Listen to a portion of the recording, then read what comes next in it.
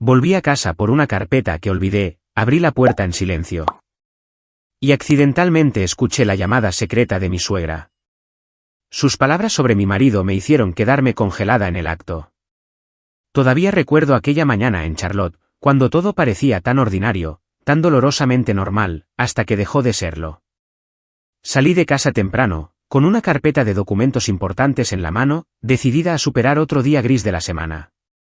Pero al entrar en el estacionamiento de la oficina, mi corazón se hundió. La carpeta que creí haber empacado no estaba. Debo haberla dejado en la mesa del comedor. Con un gemido de frustración, di la vuelta al coche. Esa decisión, tan pequeña, tan rutinaria, fue la que lo cambió todo. La casa Michei se alzaba tranquilamente en una calle arbolada, bañada por la suave luz de media mañana. Nuestro barrio era de esos lugares donde los céspedes estaban perfectamente cortados, donde la gente se saludaba con la mano mientras paseaba a sus perros. Para mí, sin embargo, esa casa siempre había sido más que ladrillo y madera. Se suponía que era mi lugar seguro, la promesa de estabilidad después de una infancia inestable. Y, sin embargo, cuando abrí la puerta esa mañana, una inquietud me recorrió la espalda. Intenté moverme en silencio, esperando coger la carpeta y marcharme antes de que alguien se diera cuenta de que había vuelto. Pero al entrar, el sonido amortiguado de una voz llegó por el pasillo. Mi suegra, Elena, estaba en la cocina. Al principio, no le di mucha importancia. A menudo pasaba a pasar tiempo con las niñas cuando Mateo y yo estábamos ocupados.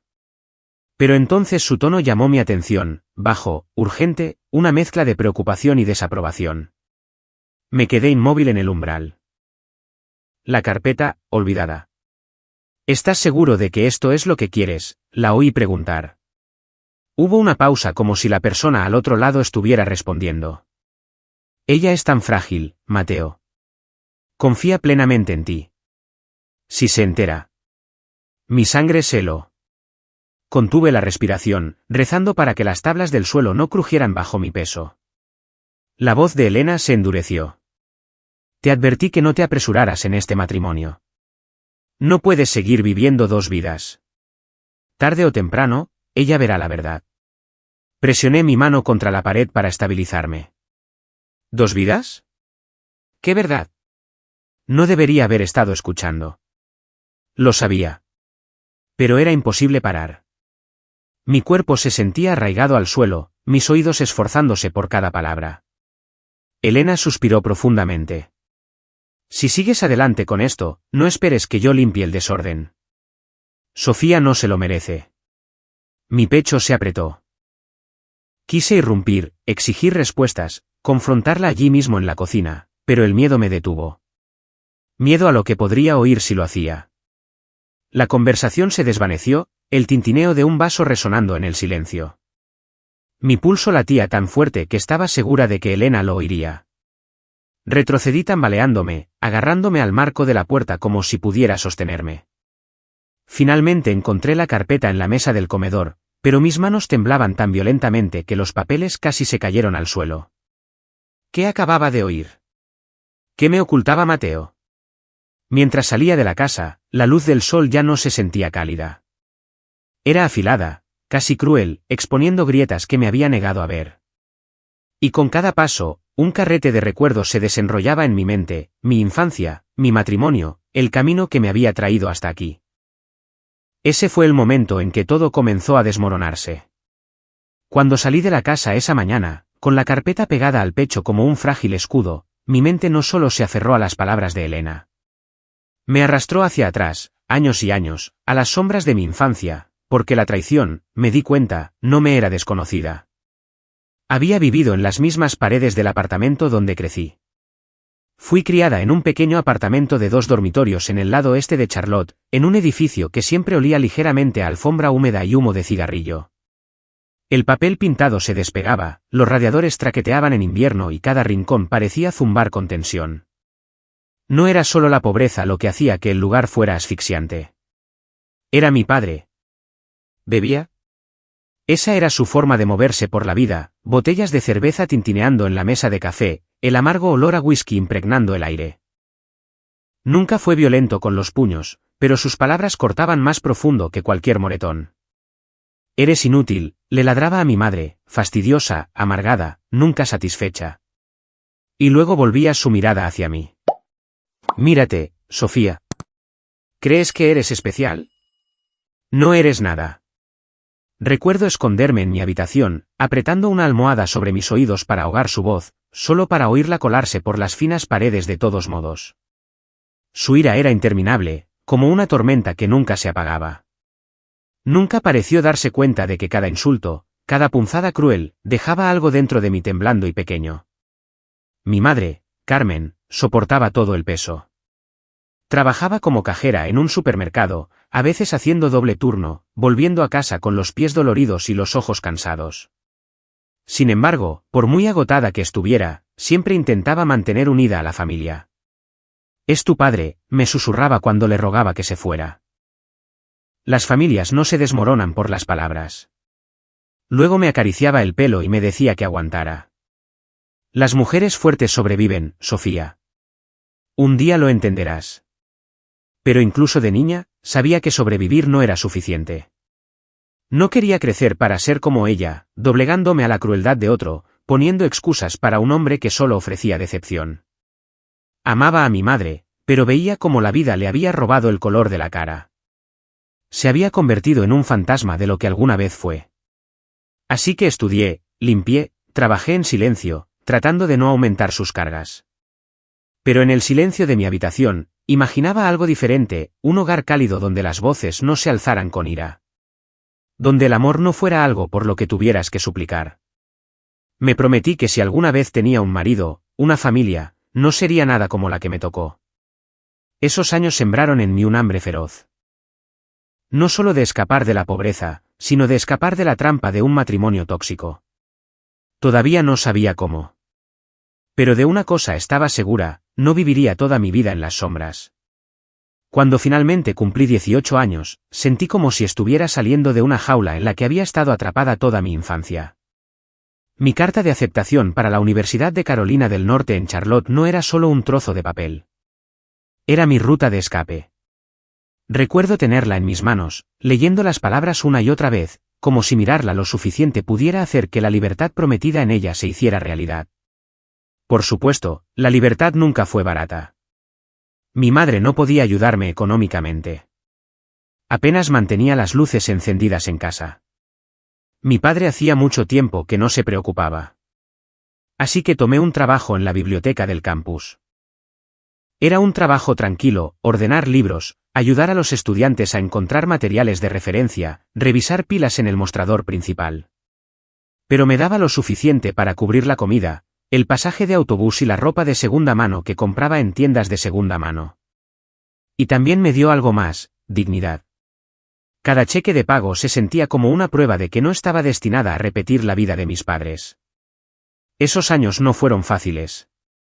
Mis días comenzaban antes del amanecer con clases, conferencias y grupos de estudio, y terminaban tarde en la noche bajo las luces fluorescentes de la biblioteca. Cenaba sándwiches de mantequilla de cacahuete más a menudo de lo que me gustaría admitir. Pero por primera vez, el agotamiento se sentía como progreso, no como desesperación. Estaba construyendo algo propio. Un examen, un turno, un cheque de pago a la vez. Fue durante esos años que comencé a notar el espejo devolviéndome una imagen diferente. Ya no estaba la chica ansiosa que se escondía de la voz de su padre. Había crecido, más alta, más segura, con un largo cabello castaño rojizo que finalmente se acomodaba en su lugar y ojos que ya no se desviaban avergonzados. No era una reina de belleza, pero me comportaba de otra manera, con una fuerza tranquila que atraía a la gente. Los chicos comenzaron a notarlo. También algunos de mis profesores, aunque su atención era más sutil, aderezada con cumplidos que se extendían un segundo de más. No estaba acostumbrada. Había pasado gran parte de mi vida tratando de permanecer invisible, tratando de no provocar el mal humor de mi padre, que ser vista se sentía casi peligroso. Pero aprendí a aceptarlo con cautela, no como una validación de quién era, sino como una señal de que finalmente había entrado en un mundo más grande que el que crecí. Aún así, mantuve la cabeza gacha. Mientras mis compañeros de clase iban a fiestas y salían libremente, yo me mantuve concentrada. El amor, me dije, podía esperar. No iba a arriesgar mi futuro en un romance fugaz. No cuando había visto de primera mano lo rápido que el amor podía convertirse en amargura. Mi plan era simple: graduarme, conseguir un trabajo estable, ahorrar lo suficiente para construir una vida donde nadie pudiera controlarme. No era glamuroso, pero era mío. Y para una chica que creció en una casa donde incluso la felicidad se sentía racionada, eso era más que suficiente. La noche que conocí a Mateo está grabada en mi memoria con la claridad de una fotografía. Cada detalle conservado como si hubiera ocurrido ayer. Era mi primera fiesta de empresa, celebrada en el gran salón de baile de un hotel del centro de Charlotte. Había pasado horas preparándome, usando el poco dinero que había ahorrado para comprar un vestido sencillo pero elegante, azul marino, ajustado a la cintura, con mangas que rozaban justo por encima de los codos. Cuando me lo puse, apenas me reconocí. Por una vez, no parecía la estudiante agotada haciendo malabares con los turnos de la biblioteca.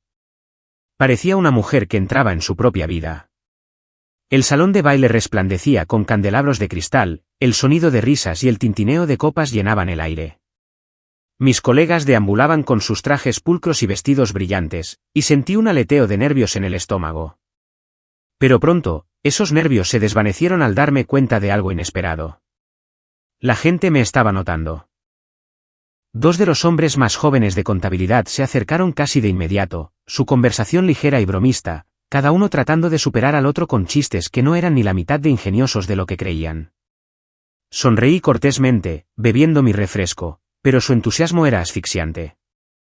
Me sentí como si estuviera atrapada en un foco de atención que no había pedido. Fue entonces cuando lo sentí, un cambio en la sala, un tipo diferente de atención que se posó sobre mí como un peso cálido.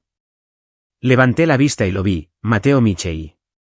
Había oído su nombre antes, susurrado en los pasillos con una mezcla de respeto y envidia. Era el hijo del fundador de nuestra empresa, ya exitoso por derecho propio, con un tipo de confianza que parecía casi imposible para alguien de poco más de 30 años. Estaba de pie con un traje gris a medida, su cabello oscuro cuidadosamente peinado hacia atrás, su postura imponente sin esfuerzo. Mientras los demás reían demasiado fuerte con sus propios chistes, Mateo simplemente observaba, sus ojos fijos, una leve sonrisa dibujada en sus labios. Y entonces, como si la elección fuera inevitable, caminó directamente hacia mí. «Caballeros», dijo con suavidad, con un tono que despedía sin insultar, «creo que Sofía merece mejor compañía que dos hombres compitiendo por ver quién cuenta el peor chiste». Los demás rieron torpemente antes de disculparse, dejándome sola con él. Me ofreció su brazo. «¿Quieres un poco de aire fresco?» Salimos al balcón, el aire fresco de la noche nos envolvió, un marcado contraste con el calor del salón de baile.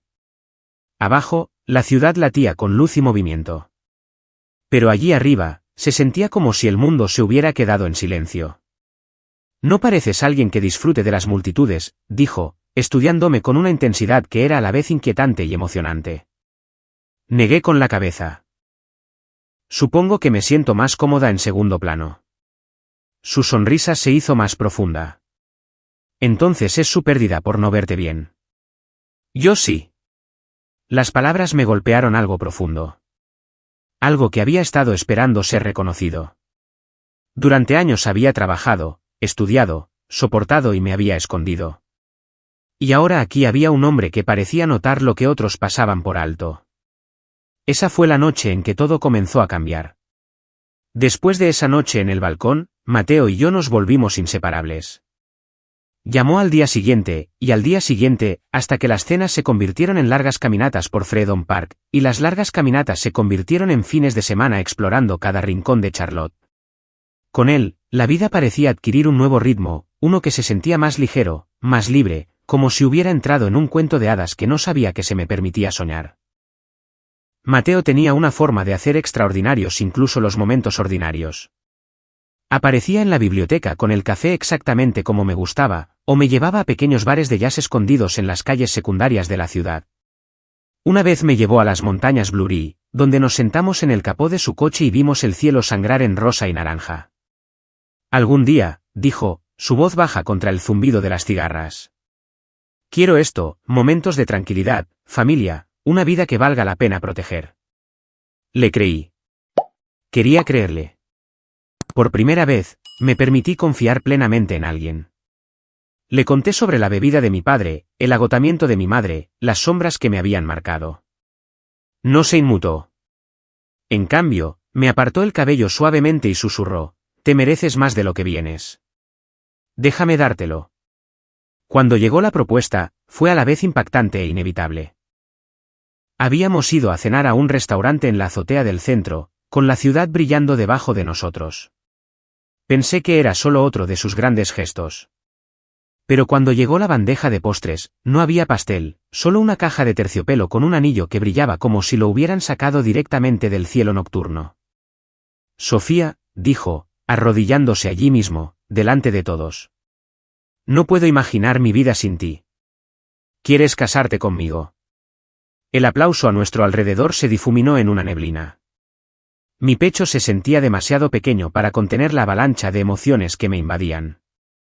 De alguna manera, a través de las lágrimas, logré susurrar: «Sí». El siguiente paso fue conocer a sus padres. Alejandro, su padre, era cálido y sorprendentemente sencillo, me estrechó la mano con firmeza y me dijo que admiraba a una mujer que se abría camino en la universidad. Elena, sin embargo, era diferente. Educada, sí, pero reservada, su sonrisa no llegaba del todo a sus ojos. Hacía preguntas que se parecían menos a una conversación y más a evaluaciones silenciosas. Aún así, me convencí de que solo necesitaba tiempo. La boda fue diferente a todo lo que jamás había imaginado para mí. Celebrada en un suntuoso salón, con candelabros que proyectaban luz sobre mesas cubiertas con lino color marfil, fue un espectáculo de riqueza y elegancia. Mi vestido era una obra maestra de satén y encaje, muy alejado de la ropa de segunda mano que una vez había usado. Los invitados brindaron con champán, un cuarteto de cuerda tocaba suavemente de fondo, y por todas partes que miraba, había abundancia, flores, risas, joyas brillantes. Mientras Mateo deslizaba el anillo en mi dedo, pensé que finalmente había escapado de la vida en la que nací. Pensé que había entrado en el mundo que siempre había soñado. Los primeros días de matrimonio fueron todo lo que pensé que serían. Por un tiempo, Mateo estuvo atento, incluso tierno. Nos mudamos a una hermosa casa a las afueras de Charlotte con grandes ventanales que dejaban entrar la luz del sol en cada habitación y un jardín que parecía prometer nuevos comienzos. Cuando descubrí que estaba embarazada, Mateo me levantó en brazos y me dio vueltas por la cocina, riendo como un hombre que tenía todo lo que quería. Esos meses fueron dorados. Me acompañó a las citas con el médico, me acarició el vientre creciente por la noche, me susurró sueños de futuro, vacaciones familiares, barbacoas en el patio trasero, enseñar a nuestros hijos a andar en bicicleta. Me dejé creerlo todo.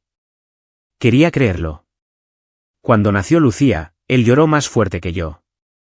La acunó como si fuera de cristal, su voz quebrada mientras susurraba su nombre. Un año después llegó Andrea, y una vez más Mateo estaba allí, radiante, haciendo fotos, diciéndole a todo el mundo lo bendecidos que éramos. En esos momentos, pensé que quizás lo había logrado. Quizás había escapado de las sombras de mi infancia y había construido algo diferente, algo completo. Pero lentamente, las cosas comenzaron a cambiar. Al principio fue algo pequeño, noches tarde en la oficina, cenas perdidas, su teléfono zumbando con correos electrónicos urgentes que nunca explicaba. Me dije a mí misma que era el estrés de mantener a una familia. Me dije a mí misma que todo matrimonio pasaba por temporadas así. Luego, se hizo más difícil ignorarlo. Dejó de unirse a nosotros para los cuentos de antes de dormir, alegando agotamiento. Cuando Andrea dio sus primeros pasos, él no estaba allí. Cuando Lucía le suplicó que fuera a su recital preescolar, él prometió que iría y luego no apareció. Cada vez se disculpaba, sus excusas pulidas y convincentes. Pero la calidez de su voz se había atenuado, y sus ojos a menudo miraban a otra parte, como si ya estuviera a kilómetros de distancia. Mientras tanto, mi mundo se redujo al tamaño de nuestra sala de estar. Pañales, biberones, noches sin dormir, dedos pegajosos tirando de mi cabello, pequeños brazos aferrándose a mi cuello. Vertí cada gota de mí misma en nuestras hijas. Se convirtieron en mi ancla, mi razón para superar la fatiga que nunca parecía abandonarme. Elena, mi suegra, venía a menudo a ayudar. Acunaba a Andrea mientras yo bañaba a Lucía, o doblaba la ropa con la precisión de alguien que necesitaba orden para sobrevivir. A veces me miraba con una expresión que no lograba descifrar, parte simpatía, parte tristeza. Nunca decía mucho, pero su presencia era constante, un recordatorio silencioso de que no estaba completamente sola. Y sin embargo, con cada mes que pasaba, la distancia entre Mateo y yo crecía. Las conversaciones se hicieron más cortas, los contactos menos frecuentes. Empecé a notar la forma en que suspiraba cuando entraba por la puerta, como si el hogar se hubiera convertido en una carga en lugar de un refugio. Me decía a mí misma que era temporal, que el hombre del que me había enamorado regresaría una vez que las cosas se calmaran. Pero en lo más profundo, un nudo de temor ya había comenzado a formarse. Las señales de fractura estaban por todas partes, y ya no podía fingir no verlas. Sucedió una tarde que debería haber sido ordinaria. Las niñas finalmente dormían, sus juguetes esparcidos por la sala como pequeños restos del caos. Yo estaba recogiéndolos en una cesta cuando noté el teléfono de Mateo, olvidado en el brazo del sofá. Normalmente, nunca lo tocaría, pero esa noche zumbó una vez, luego otra, la pantalla iluminándose con un nombre que no reconocí, Gabriela. Algo dentro de mí se movió. Mi mano se cernió, temblorosa, antes de que finalmente lo recogiera. El mensaje era corto, burlón, puntuado con un emoji de corazón. Mi pecho se apretó mientras deslizaba la pantalla. Y allí estaba, un hilo de conversación completo que se remontaba a semanas. Su rostro me sonreía desde fotos tomadas en restaurantes, habitaciones de hotel, incluso selfies de los dos juntos. En una foto, su brazo estaba alrededor de sus hombros, sus labios rozando su mejilla con una ternura que yo no había sentido en meses. El aire abandonó mis pulmones. Me quedé allí congelada, deslizando la pantalla a través de la evidencia que gritaba la verdad que había tenido demasiado miedo de nombrar. Mateo estaba teniendo una aventura. Mi primer instinto fue la negación. Quizás no era lo que parecía. Quizás ella solo era una colega, una amiga. Pero las palabras en la pantalla no dejaban lugar a ilusiones. La noche de anoche fue perfecta. Ya te echo de menos. ¿Cuándo se enterará ella? Solté el teléfono como si me hubiera quemado, presionando mis manos contra mi cara, tratando de calmar la tormenta dentro de mí. Las paredes de la casa parecían cerrarse, el silencio a mi alrededor era lo suficientemente fuerte como para aplastarme. Esa noche, cuando Mateo llegó tarde a casa, con un leve olor a colonia que no era la suya, no dije nada. Lo observé moverse por la casa, tranquilo y sereno, como si el hombre que vi en esas fotos no existiera. Besó a las niñas para darles las buenas noches, evitó mi mirada y murmuró algo sobre un largo día de trabajo. Quería gritar. Quería exigir respuestas, arrojarle el teléfono a los pies y obligarlo a explicar. Pero el miedo selló mis labios. Miedo a perder el techo sobre nuestras cabezas. Miedo a no poder criar a Lucía y Andrea sola. Había crecido en una casa donde todo se desmoronaba. No podía permitir que eso les pasara a mis hijas. Todavía no, así que guardé el secreto en silencio.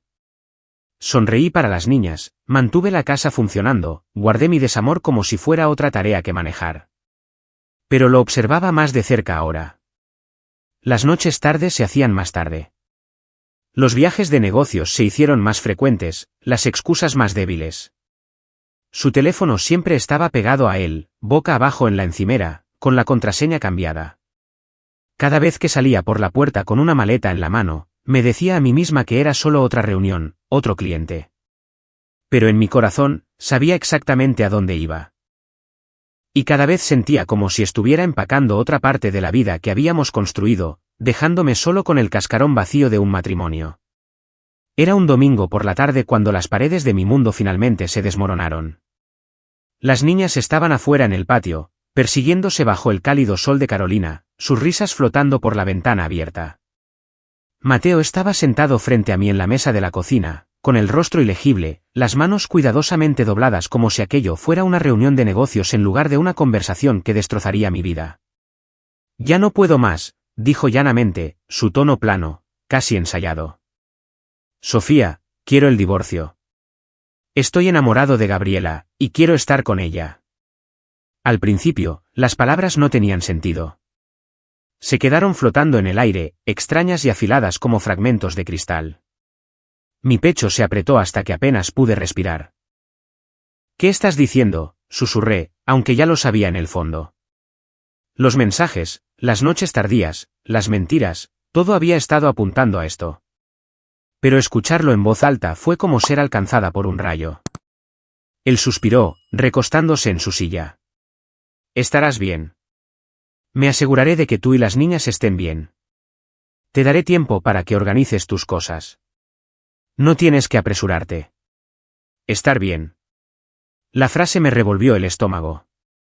Hablaba como si me ofreciera caridad, como si mis años de sacrificio, llevando a sus hijos, criándolos en gran parte sola, manteniendo la casa unida, no fueran más que una transacción financiera. Y bajo sus palabras cuidadosamente elegidas, escuché la verdad. Me quería a mí y a las niñas fuera del hogar que habíamos construido, fuera de su vida. Lo miré fijamente, buscando siquiera un atisbo del hombre del que me había enamorado, el hombre que una vez lloró ante el primer aliento de Lucía. Pero no había nada. Sus ojos estaban fríos, distantes, ya pertenecientes a otra persona. El sonido de la risa de Lucía afuera atravesó mi desesperación como un cruel recordatorio. ¿Cómo se suponía que les diría a mis hijas que su padre había elegido a otra mujer antes que a nosotras? ¿Cómo se suponía que les daría estabilidad cuando la mía acababa de ser arrancada? Esa noche, después de que las niñas se durmieran, me senté sola en la sala, la casa de repente sintiéndose demasiado grande, demasiado vacía. El miedo me oprimía por todos lados. Pensé en mi madre, en cómo había soportado la crueldad de mi padre porque sentía que no tenía otra opción. ¿Estaba destinada a repetir su vida? Silenciosa, impotente, olvidada. El pensamiento casi me destrozó. Pero luego surgió otro pensamiento, débil pero firme: yo no era ella. No podía proteger a mis hijas del dolor, pero podía protegerlas de las mentiras. Decidí ir a hablar con Elena. Mi relación con mi suegra siempre había sido complicada, educada en la superficie, cautelosa en el fondo. Me preocupaba que pudiera ponerse del lado de su hijo, que me mirara con culpa en lugar de compasión, pero no tenía a nadie más a quien recurrir. A la mañana siguiente, con las manos temblorosas y el corazón sintiéndose como un cristal a punto de romperse, conduje hasta su casa. Necesitaba la verdad, y más que eso, necesitaba que alguien me dijera que no me estaba volviendo loca, que no había imaginado la vida que creía tener. Elena abrió la puerta con su habitual expresión de calma, aunque sus ojos parpadearon con algo más agudo cuando me vio allí. Entré, con las manos apretadas, las palabras enredadas en mi garganta. Por un momento, no pude hablar. Solo me quedé en su cocina, la misma cocina donde una vez me había sentido parte de una familia, y finalmente susurré: quiere el divorcio. Quiere dejarnos a mí y a las niñas por ella. Elena no pareció sorprendida. Sacó una silla, indicándome que me sentara, y luego se sentó frente a mí. Lo sé, dijo en voz baja. Lo he sabido desde hace algún tiempo. Sus palabras me hirieron más de lo que esperaba. Me sentí traicionada de nuevo. Lo sabías. Y no dijiste nada. Ella me tomó la mano, su agarre firme, pero no cruel. Sofía, escúchame. Mateo, él es el hijo de su abuelo. Mi suegro era igual, encantador, exitoso e infiel, Miguel. Y traté de criar a Mateo de manera diferente, pero hay algunos defectos que no se pueden pulir. Le advertí. Le rogué que no hiciera esto, pero está siguiendo el mismo camino. Las lágrimas me escocieron los ojos. Así que eso es todo. Siempre me iba a traicionar. Elena sacudió la cabeza, su voz firme. Esto no se trata de ti. No cometas el error de cargar con sus pecados como si fueran tuyos. Le has dado 2 hermosas hijas, un hogar, una lealtad que nunca mereció. La culpa es suya, Sofía, no tuya. Sus palabras rompieron algo dentro de mí. Durante meses me había preguntado qué había hecho mal, si no había sido lo suficientemente hermosa, lo suficientemente paciente, lo suficientemente fuerte. Pero aquí estaba su propia madre, mirándome a los ojos y diciéndome que no tenía la culpa. ¿Y Gabriela?, pregunté amargamente. Dice que la ama. Elena soltó una risa corta y sin humor. ¿Amor? Esa mujer se encontrará en tu lugar tarde o temprano. Dale tiempo. Hombres como Mateo no cambian. Ella lo aprenderá por las malas. Por primera vez desde que comenzó la aventura, sentí que algo cambiaba. No alegría, ni siquiera ira, sino una extraña y constante claridad. Elena me apretó la mano. El condominio. No tienes que preocuparte. Está a mi nombre, no al de Mateo.